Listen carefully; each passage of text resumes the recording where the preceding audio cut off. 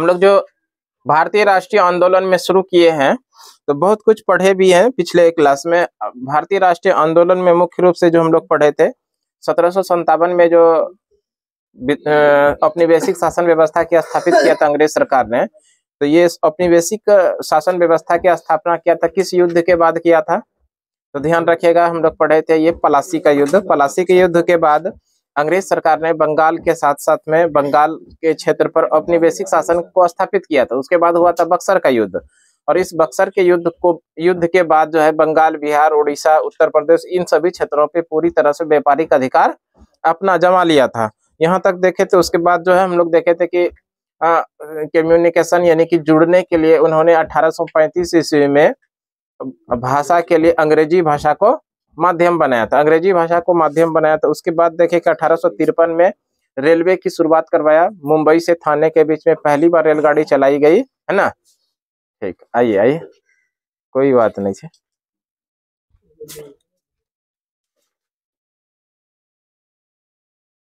इसके बाद हम लोग बात किए थे भारत में पहला क्षेत्रीय राजनीतिक संगठन। भारत का पहला क्षेत्रीय राजनीतिक संगठन जिसको आपकी लैंड होल्डर सोसाइटी के नाम से जानते हैं। लैंड होल्डर सोसाइटी या इसी को कहिए आप लोग जमींदारी संगठन, जिसकी स्थापना द्वारिका नाथ टैगोर ने बंगाल के अंदर 1838 में किया था ना। ये भारत का पहला क्षेत्रीय राजनीतिक संगठन था। और ये क्षेत्रीय राजनीतिक संगठन का मुख्य उद्देश्य इसलिए इसकी स्थापना किया गया था कि सरकार से संवैधानिक तौर से, है ना, संवैधानिक स्तर से किसी भी चीजों की मांग की जाए संवैधानिक तौर से। इस उद्देश्य से भारत का पहला क्षेत्रीय राजनीतिक संगठन बनाई गई थी जिसका नाम है लैंड होल्डर सोसाइटी, जिसकी स्थापना हुई थी बंगाल में 1838 में। इसके बाद ये जो है कि जो भारत में आया था कंपनी, 1833 के चार्टर एक्ट के द्वारा इस कंपनी का नाम रखा गया ईस्ट इंडिया कंपनी, है ना। ईस्ट इंडिया कंपनी का जो नामकरण किया गया वो 1833 के चार्टर एक्ट से।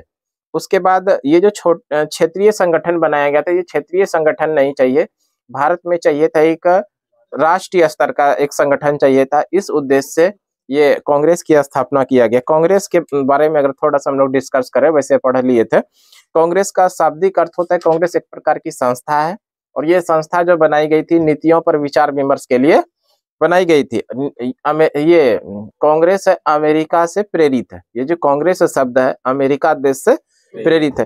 कांग्रेस के बारे में जो सबसे पहले हमको और आपको जो जानकारी मिलता है कांग्रेस, ये कांग्रेस के बारे में द हिंदू एक पत्रिका छपा था 5 दिसंबर 1885 को महाराष्ट्र से। इसी पत्रिका के अंदर में कांग्रेस के बारे में पहला जिक्र मिलता है। और उसके बाद कांग्रेस की स्थापना होती है। कांग्रेस का जो प्रारंभिक नाम था भारतीय राष्ट्रीय संघ, इंडियन नेशनल यूनियन के नाम से कांग्रेस की स्थापना हुआ था। और उसी भारतीय राष्ट्रीय संघ का नाम बदलने का जो श्रेय है वो जाता है दादा भाई नेहरूजी। दादा भाई नेहरूजी के ही सुझाव पर भारतीय राष्ट्रीय संघ का नाम बदल करके भारतीय राष्ट्रीय कांग्रेस किया गया, है ना। और उसके बाद इसके जानकारी सर्वप्रथम जानकारी तो देख लिए। स्थापना जो किया था भारतीय राष्ट्रीय कांग्रेस की स्थापना 1885 को एलन एक्टोवियन ह्यूम, जो एक ICS अधिकारी थे, इन्होंने ही भारतीय राष्ट्रीय कांग्रेस की स्थापना किया था। भारतीय राष्ट्रीय कांग्रेस की स्थापना के समय भारत के गवर्नर जनरल कहिए या भारत के वायसराय कहिए, कौन थे? तो ध्यान रखिएगा, लॉर्ड डफरिन जो थे भारतीय राष्ट्रीय कांग्रेस के भारतीय राष्ट्रीय कांग्रेस की स्थापना के समय गवर्नर जनरल या वायसराय। अगर गवर्नर जनरल के बारे में थोड़ा सा जान लीजिए कि ये जो गवर्नर जनरल कहते थे या वायसराय कहते थे, तो ध्यान रखिएगा 1857 ईस्वी में जो सिपाही विद्रोह हुआ था, इस सिपाही विद्रोह में इस तरह से ये विद्रोह था कि अंग्रेज सरकार को भी एक दम दिखा दिया था कि किस तरह से यहाँ पर विद्रोह हो सकता है। भले ही ये विद्रोह सफल नहीं हो पाया, दमन कर दिया अंग्रेज सरकार ने, फिर भी ब्रिटेन के जो संसद भवन था, ब्रिटेन के संसद में ये यहाँ पर जो भारतीय चल रहा था भारत में ईस्ट इंडिया कंपनी का रोल, इसको समाप्त कर दिया और इसी के स्थान पर क्राउन रूल लाया। और इस क्राउन रूल के द्वारा भारत के जो पहले गवर्नर जनरल हुआ करते थे वही गवर्नर जनरल के पद को समाप्त कर दिया और उसी के स्थान पे लाया वायसराय का पद। तो इस तरह से अब जो पहले भारत के गवर्नर जनरल हुआ करते थे अब वो हो जाएंगे भारत के वायसराय। इस तरह से भारत के जो पहले वायसराय थे वो लॉर्ड कैनिंग थे। और साथ ही साथ में एक नए पद का सृजन भी किया और ये पद है भारत सचिव, है ना, भारत सचिव। तो इस तरह से भारत के जो पहले भारत सचिव बने थे वो बने थे एडवर्ड स्टेनले। ध्यान रखिएगा, भारत के पहले भारत सचिव कौन बने थे? Edward Stanley. और ये भारत सचिव का पद का जो सृजन किया गया था 1858 के भारत शासन अधिनियम के द्वारा इस पद का सृजन किया गया था। ठीक है, साथ साथ में आप लोग से प्रश्न पूछा जाएगा, जिस समय भारतीय राष्ट्रीय कांग्रेस की स्थापना हुई उस समय इंग्लैंड के प्रधानमंत्री कौन थे? यहाँ से भी प्रश्न पूछा जाएगा, तो ध्यान रखिएगा। जिस समय भारतीय राष्ट्रीय कांग्रेस की स्थापना हुई उस समय इंग्लैंड के प्रधानमंत्री ग्लैडस्टोन थे। कौन? ग्लैडस्टोन थे, जो कि उदारवादी दल के सदस्य थे, या फिर उसी को लिबरल पार्टी से ये नेता थे, है ना। यहाँ से भी प्रश्न पूछा जाता है, इनडायरेक्ट प्रश्न पूछा जाएगा। भारतीय राष्ट्रीय कांग्रेस की स्थापना के समय इंग्लैंड में किस पार्टी की सरकार थी, यानी किस दल की सरकार थी? तब हम लोग आंसर करेंगे लिबरल पार्टी या फिर उसी को उदारवादी पार्टी। यहाँ तक तो हम लोग पढ़ लिए थे। भारत के पहले भारत सचिव कौन थे? Edward Stanley. और ये भारत सचिव के पद का सृजन जो किया गया 1858 के भारत शासन अधिनियम के द्वारा भारत सचिव के पद का सृजन किया गया था। आज जो है कि हम लोग आगे इसके कंटिन्यू करते हैं ना। आगे में अगर हम लोग पढ़ेंगे इसमें, तो सबसे पहला चीज ध्यान रखिएगा, क्यों जरूरत पड़ी भारतीय राष्ट्रीय कांग्रेस की स्थापना ए.ओ. ह्यूम ने किया। तो भारतीय राष्ट्रीय कांग्रेस की स्थापना ए.ओ. ह्यूम ने क्यों किया? ए.ओ. ह्यूम जो थे, जितने भी अंग्रेज शासक थे, जितने भी अंग्रेज सिपाही लोग यहाँ पर आए थे, अंग्रेज अधिकारी लोग थे, उन सभी अधिकारियों में इसमें थोड़ा मानवता का भावना भी फैला हुआ था। इसके अंदर में ए.ओ. ह्यूम वो जानते थे भारत के अंदर भारत के लोगों को क्या चाहिए।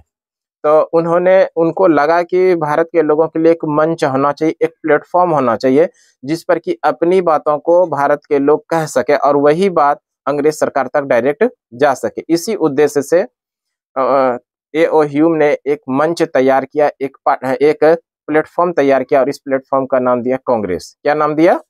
कांग्रेस। तो इसी उद्देश्य से, जिस पर कि अपनी बातों को भारत के लोग आसानी से कह सके और वही बात सरकार आसानी से उसको सुन भी सके और उनका समाधान निकाल सके, इसी उद्देश्य से भारतीय राष्ट्रीय कांग्रेस की स्थापना किया था ए.ओ. ह्यूम ने। और इसके बारे में जो जानकारी हमको और आपको मिलता है ना, ये जानकारी मिलता है, इसी के सहकर्मी थे।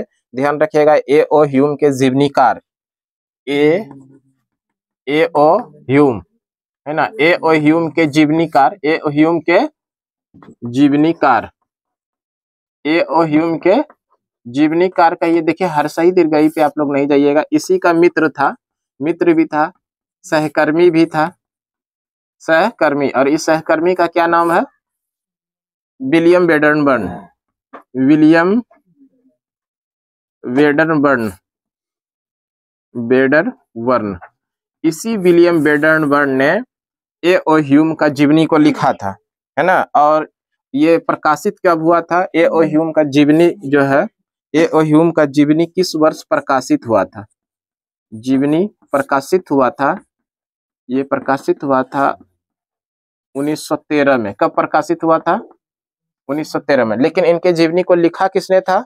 विलियम वेडरबर्न ने। इसी का दोस्त भी था, इसी का सहकर्मी भी था, और इसी का सहकर्मी था, जीवनीकार भी थे, है ना। तो ध्यान रखिएगा, प्रश्न आप लोग से पूछा जाएगा, ए.ओ. ह्यूम के जीवनीकार कौन थे? William Wedderburn. कब प्रकाशित हुआ था? 1913 में। इतना आप लोग लिखिए। वेडरबर्न के बारे में बात कर रहे थे, विलियम वेडरबर्न, है ना। ये जो विलियम वेडरबर्न थे, ये ए.ओ. ह्यूम के जीवनीकार थे, इन्हीं के सहकर्मी थे, इन्हीं का मित्र था। और थोड़ा सा इसके बारे में जिक्र करते हैं। विलियम वेडरबर्न,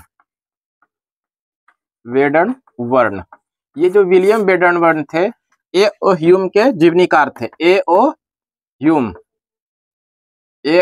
के जीवनीकार, ए.ओ. ह्यूम के जीवनीकार भी थे, सहकर्मी भी थे, और इनके मित्र भी थे। कौन? William Wedderburn.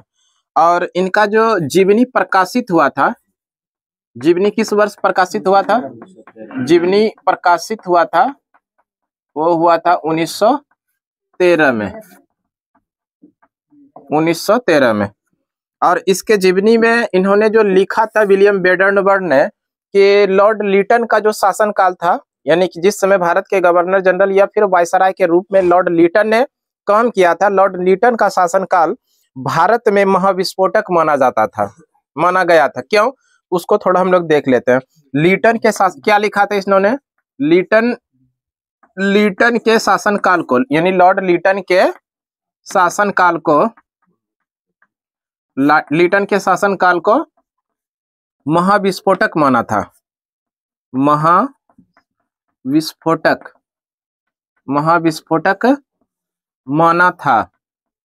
माना था, है ना। और इसी लॉर्ड लीटन के शासनकाल के बाद से भारत के लोगों में ज्यादा अंग्रेज सरकार यानी ब्रिटिश सरकार के विरोध में ज्यादा उनके माइंड में भावना उत्पन्न हो गया था, उनके बीच में ज्यादा दूरी हो गया था, इस तरह की बहुत ज्यादा डिस्टेंस हो गया था कि कोई बड़ा आंदोलन, कोई बड़ा विद्रोह ना हो जाए। उन्हीं सब चीजों को रोकने के लिए, भारत के लोगों की बात को सुनने के लिए ए.ओ. ह्यूम ने कांग्रेस पार्टी की स्थापना किया था। और इसके बारे में जो हमको और आपको जो जानकारी मिला वो किनके माध्यम से मिला? लॉर्ड विलियम बेडरबर्न के माध्यम से। विलियम बेडरबर्न ने जब ए.ओ. ह्यूम की जीवनीकार यानी सहकर्मी थे, इनके जीवनी को लिखा तो उन्होंने इसके बारे में भी लिखा था, है ना। अगर 1800 लॉर्ड लीटन के शासनकाल को महाविस्फोटक माना जाता है। क्यों माना जाता है इसको थोड़ा हम लोग देखते हैं। देखिए 1878 ईस्वी में, 1878 में भारत के वर्तमान वायसराय, वर्तमान गवर्नर जनरल बोलिए या वायसराय बोलिए, वो कौन थे? वायसराय, वो थे लॉर्ड लीटन। कौन? Lord Lytton. और इस लॉर्ड लीटन के बारे में हम लोग पढ़े हैं। लॉर्ड लीटन का जो शासनकाल है ना, भारत में लॉर्ड लीटन का शासनकाल को, भारत में लॉर्ड लीटन के शासनकाल को महाविस्फोटक माना गया है ना। क्या माना गया है? महाविस्फोटक, विस्फोटक माना गया है, विस्फोटक माना गया है। अब क्यों माना गया है इसके बारे में थोड़ा समझिए। माना गया है, क्यों माना गया? क्योंकि इनका जो था शासन करने का जो नीति था वो खराब नीति था, है ना। शासन करने की नीति क्या था? खराब नीतियां। इन सभी खराब नीतियों के कारण, खराब नीतियां, और खराब नीतियां क्या क्या था उसके बारे में भी थोड़ा हम समझते हैं। खराब नीतियां के बारे में बात करें तो खराब नीतियों में सबसे पहला बात आएगा, यहाँ पर हम लोग जानते हैं कि 1877 में भारत में पहला दिल्ली दरबार का आयोजन, भारत में पहला दिल्ली दरबार का आयोजन, भारत में पहला दिल्ली दरबार का आयोजन, दिल्ली दरबार का आयोजन, भारत में जो पहला दिल्ली दरबार का आयोजन हुआ था वो 1877 में हुआ था। और इस समय भारत के अंदर में अकाल पड़ा था, भूखमरी हुआ था। और दूसरी तरफ में लॉर्ड लीटन ने भारत में जरूरत से ज्यादा खर्च कर रहे थे इस दिल्ली दरबार के आयोजन में। यही इस तरह से इनका खराब नीतियां था, जरूरत से ज्यादा खर्च किया था। और इसी दिल्ली दरबार के आयोजन में इंग्लैंड की जो महारानी थी महारानी विक्टोरिया, इनको केसरे ए हिंद की उपाधि भी दिया था। भले वो यहाँ आई नहीं थी, यहीं से दिया था, लेकिन खर्च बहुत ज्यादा किया था। ये सब जो है एक तरफ में ऐसा कह सकते हैं कि किसी के यहाँ खाने के लिए नहीं है, किसी कोई अपने जानवर को खिला रहा, इस तरह का था, है ना। हमारे ही पैसे से, हमारे द्वारा लिए गए टैक्स के पैसे को खर्च कर रहा है दूसरे काम में, और दूसरी तरफ में लोगों को खाने पर भी आफत है। तो इस तरह का जो नीतियां था ये खराब नीतियां था। यही नीतियां के कारण लॉर्ड लीटन के शासनकाल को महाविस्फोटक का शासनकाल भी माना जाता है। दूसरी तरफ अगर बात करें, पहला चीज तो देखे कि दिल्ली दरबार का आयोजन किया, जरूरत से ज्यादा खर्च किया। और दूसरा अगर काम इन्होंने किया था कि आईसीएस यानी कि इंडियन सिविल सर्विस की जो परीक्षा हुआ करती थी उस समय, उसमें मैक्सिमम उम्र जो है 21 वर्ष से कम करके 19 वर्ष कर दिया। 21 वर्ष पहले था मैक्सिमम उम्र, जो मैक्सिमम उम्र की बात कर रहे हैं, अधिकतम उम्र जो था वो 21 वर्ष था, उसको कम करके 19 वर्ष कर दिया। इसलिए कि ज्यादा से ज्यादा भारतीय इसमें शामिल, इस परीक्षा को नहीं दे पाए और ज्यादा इसमें शामिल नहीं हो पाए, और ज्यादा अगर नहीं शामिल होगा तो अधिकारी बन नहीं सकता है। इसी उद्देश्य से उन्होंने क्या किया, सिविल सर्विस की परीक्षा में मैक्सिमम यानी अधिकतम उम्र 21 वर्ष से कम करके 19 वर्ष कर लिया। तो इसको भी नोट डाउन हम लोग कर लेंगे कि सिविल लॉर्ड लीटन के शासनकाल में, लॉर्ड लीटन के समय में सिविल सर्विस आईसीएस की परीक्षा, है ना, आईसीएस की परीक्षा में अधिकतम उम्र सीमा जो है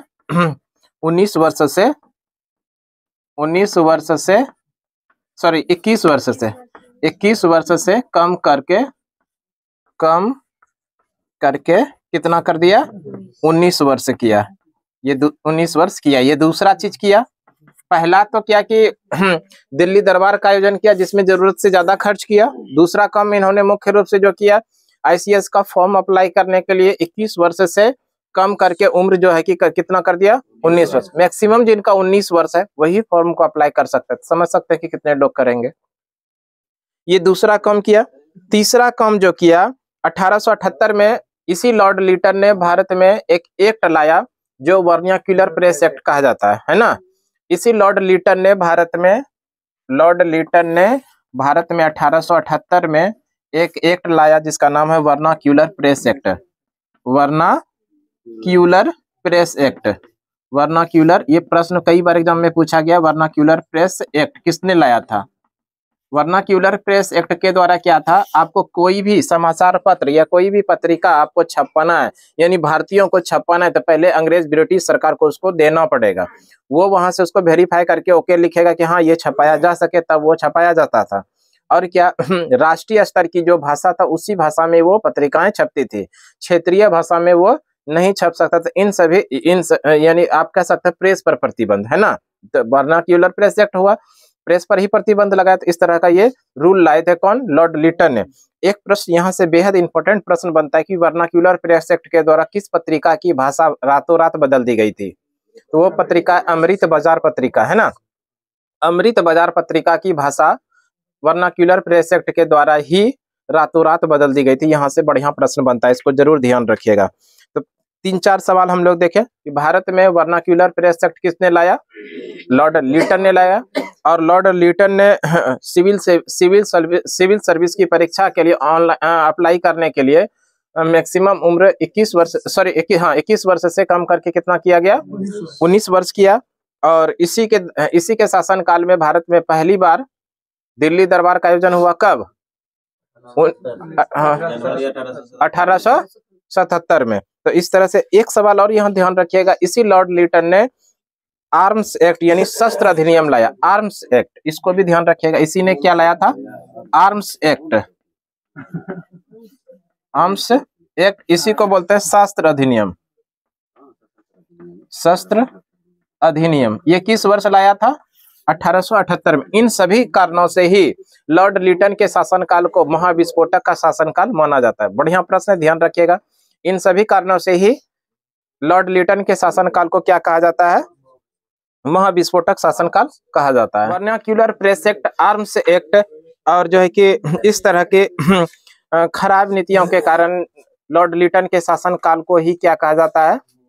महाविस्फोटक शासनकाल माना जाता है लॉर्ड लिटन के शासनकाल को। इस लॉर्ड लिटन के शासनकाल के बाद ही A.O. ह्यूम ने भारत के लोगों में संतोष की भावना फैलाने के लिए, थोड़ा सा मजबूती प्रदान करने के लिए उन्होंने एक मंच तैयार किया और इस मंच का नाम है कांग्रेस। क्या नाम है?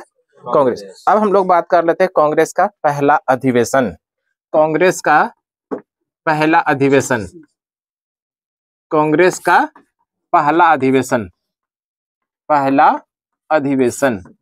कांग्रेस के पहला अधिवेशन की बात करें, कांग्रेस का पहला अधिवेशन कहां पर हुआ? 28 से 31 दिसंबर 1885 को प्रस्तावित था। ये प्रस्तावित जो था ना, ये प्रस्तावित था पुणे में। कहां पर? पुणे में। पुणे में, लेकिन हुआ नहीं क्योंकि यहाँ पर एक बीमारी आ गया, प्लेग। प्लेग बीमारी के कारण यहाँ स्थगित कर दिया है ना, स्थगित कर दिया। अगर स्थगित कर दिया तो हुआ कहां पर? तब फिर हुआ, ध्यान रखिएगा, हुआ मुंबई में। कहां पर हुआ? मुंबई के अंदर में हुआ। अब मुंबई में भी कहां पर हुआ? मुंबई में तो हुआ ही। तो ग्वालियर टैंक, ध्यान रखिएगा, ग्वालियर टैंक। इस ग्वालियर टैंक में एक महाविद्यालय हुआ करता था। इस महाविद्यालय का नाम है तेजपाल संस्कृत महाविद्यालय। तेजपाल संस्कृत महाविद्यालय। इसी तेजपाल संस्कृत महाविद्यालय में कांग्रेस का प्रथम अधिवेशन हुआ 28 से 31 दिसंबर 1885। प्रथम अधिवेशन की अध्यक्षता किसने किया था? अध्यक्षता की बात करेगा तो व्योमेश चंद्र बनर्जी, है ना, व्योमेश चंद्र बनर्जी ने इस अधिवेशन की अध्यक्षता किया था। और ये व्योमेश चंद्र बनर्जी की बात करें तो ये एक बंगाली थे। देखिए, बंगाल से गए और मुंबई में जो अधिवेशन हो रहा है वहां पर जाकर के इन्होंने अध्यक्षता किया। तो बात स्पष्ट है कि क्यों ऐसा हो रहा था। हुआ मुंबई में अधिवेशन, लेकिन इसकी अध्यक्षता किसने किया? बंगाल के लोग गए और वहां पर जाकर के अध्यक्षता किया। यानी कि कांग्रेस की स्थापना का उद्देश्य ही था कि ज्यादा से ज्यादा लोग इसमें शामिल हो और ये ज्यादा से ज्यादा लोगों तक इनका प्रचार प्रसार हो, लोग इससे जुड़े, है ना, और एक मजबूत मंच तैयार हो। तो ध्यान रखिएगा, पहला अधिवेशन 28 से 31 दिसंबर 1885 को कहां पर प्रस्तावित था? पुणे में। लेकिन पुणे में प्लेग आया जिसके कारण कि स्थान चेंज किया गया, स्थान बदल दिया गया और हुआ मुंबई के ग्वालियर टैंक मैदान के पास एक तेजपाल संस्कृत महाविद्यालय था, यहीं पर प्रथम अधिवेशन हुआ, है ना। और इस अधिवेशन की अध्यक्षता किसने किया था? अध्यक्षता व्योमेश चंद्र बनर्जी ने किया। तो ध्यान रखिएगा, इसमें कुल कितने प्रतिनिधि शामिल हुए थे?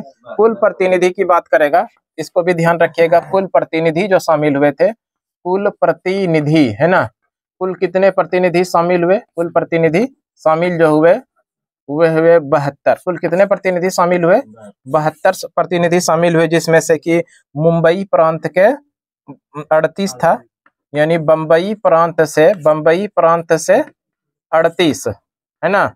और उसके बाद मद्रास प्रांत से हुआ था 21 और संयुक्त प्रांत से 7 और पंजाब से हुए थे। पंजाब से कितना हुआ था? 3 हुआ था और बंगाल से 3 हुआ था। बंगाल से कितना हुआ था? 3।